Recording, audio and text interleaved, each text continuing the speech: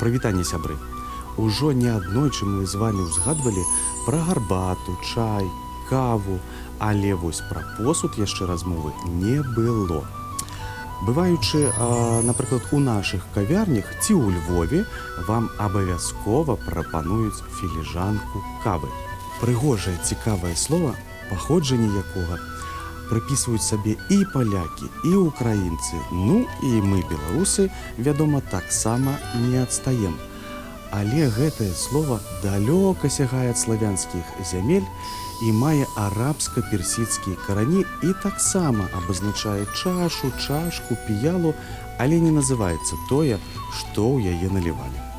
Мне падаецца, што заморская кава робіцца яшчэ больш смачнай, калі яе наліваюць у такую ж заморскую філіжанку. Таму, сябры, да сустрэчы і частуйцеся кавай, гэта смачна.